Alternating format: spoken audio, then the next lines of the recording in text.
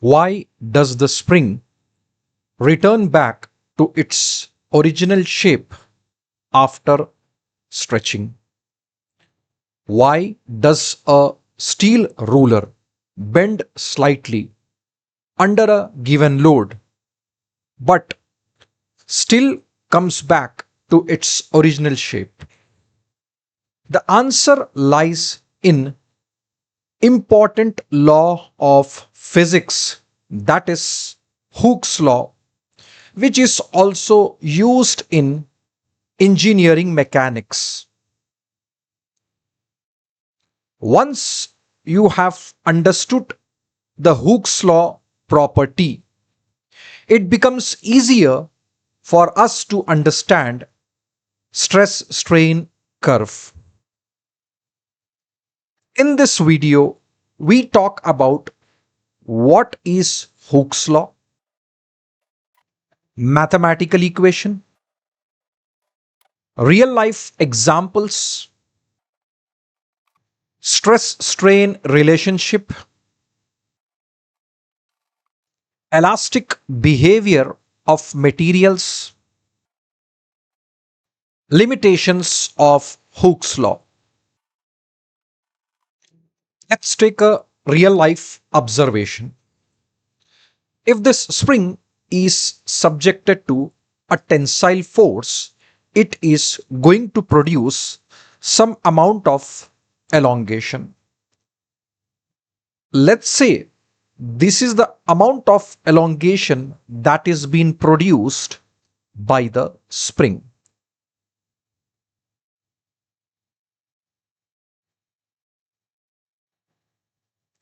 Now, once the force is removed, the spring return back to its original shape. This behavior is called as elastic behavior. Upon removal of force, spring returns back to original shape. This behavior is called elastic behavior.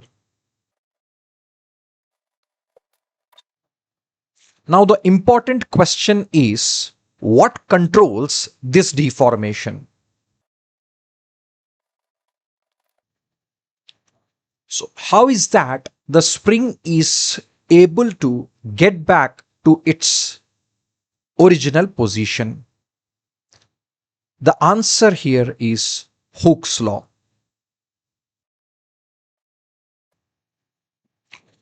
Hooke's law states that stress is directly proportional to strain. That is, sigma is proportional to epsilon. If we remove the proportionality sign, then there has to be a constant that needs to be added. And E here is representing the constant. And that constant is called as Young's modulus.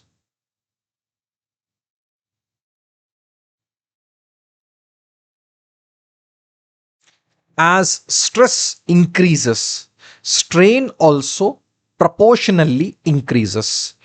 If I am doubling the value of sigma, if this is becoming 2 sigma, then strain also gets doubled.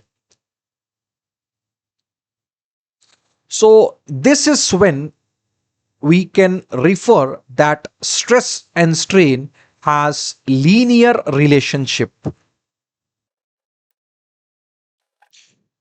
Stress refers to internal resistance developed inside the material, whereas strain is deformation per unit of original length.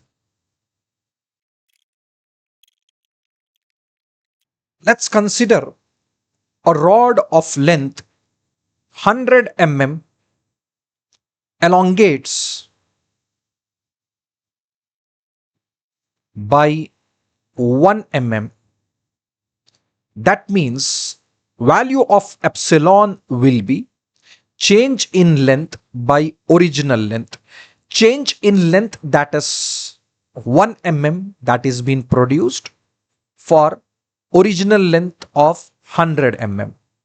So the answer is 0.01.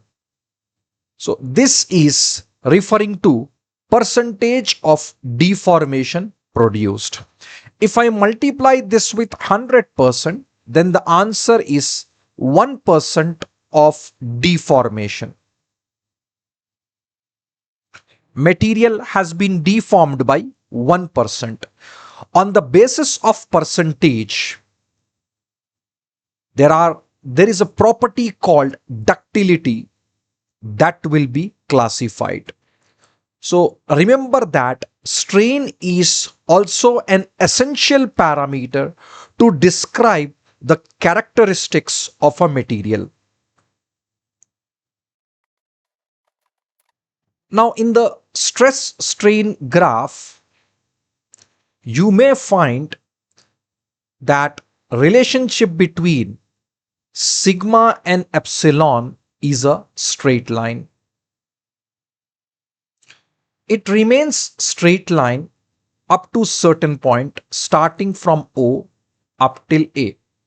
And from the point A onwards, the behavior is non-linear, non-straight line. So at point B, it will be referred as elastic limit. A refers to proportional limit and B refers to elastic limit. Stress strain curve is plotted for linear behavior between stress strain between sigma and epsilon, as well as even for non-linear behavior. But the Hooke's law is only limited to proportional limit. Beyond this point, the graph becomes non-linear. That's when the validity of Hooke's law gets restricted. Sigma is equal to E times of epsilon. As mentioned, E refers to Young's modulus.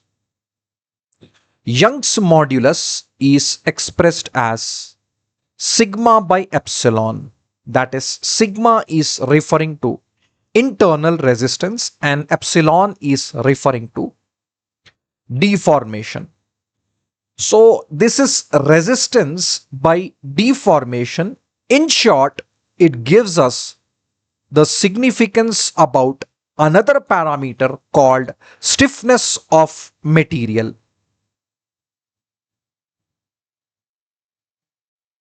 That is resistance against deformation. If the value of E is higher, that means sigma is higher, epsilon is lesser. That means resistance is more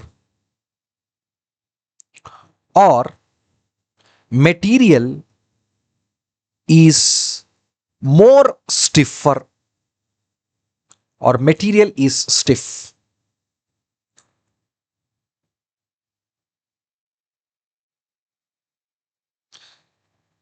If the value of E is smaller,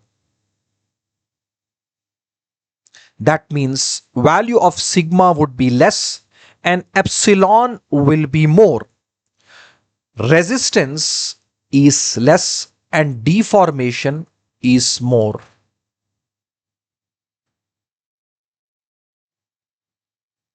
Resistance against deformation, that is stiffness, it is less. Deformation is more because of less resistance developed inside the material. You could take an example of steel and a rubber. In the steel, resistance is more and deformation is less.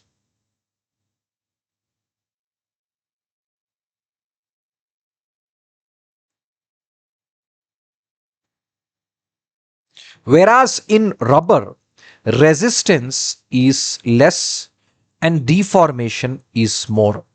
That's what make rubber more flexible compared to steel. Steel seems to be more rigid. Rigid or stiff would be the right keyword. Now, one more important point: Hooke's law is not valid for all the conditions. Hooke's law is valid only when deformation is small, material is elastic, proportionality between stress and strain exists.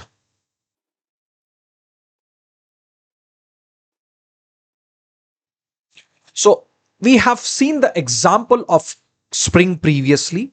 If the spring is able to come back to its initial position upon the removal of forces, then that behavior is called as elasticity.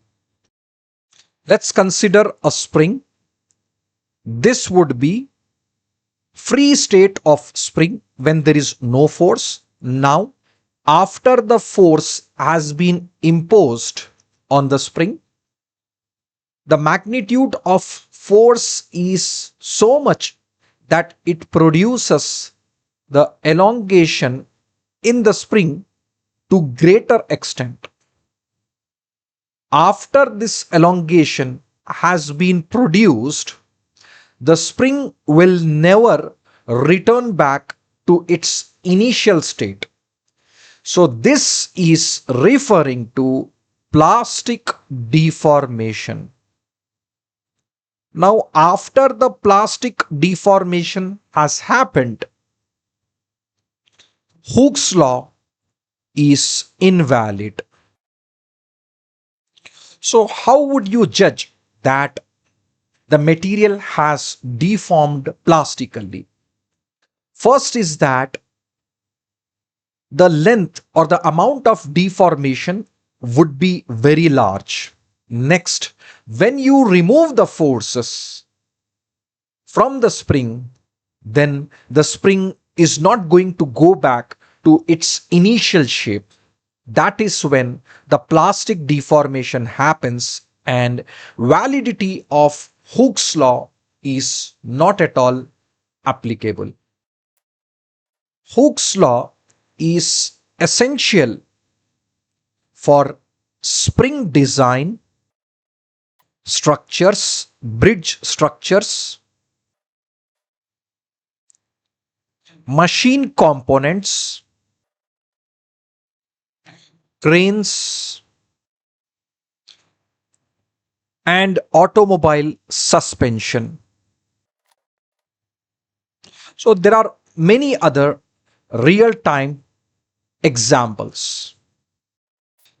When the engineers are designing a spring, they should make sure that the load is applied within the elastic limit. If the permanent deformation happens, that's when the material has undergone plastic deformation and That is also one sign of indicating failure. So, in this video, we have seen Hooke's law. What is Hooke's law? Next, relationship between stress and strain, Young's modulus, proportional limit, and some of the real time applications. If you find this session helped in growing the concepts, then subscribe for more mechanical engineering concepts explained visually and conceptually. Thank you, everyone.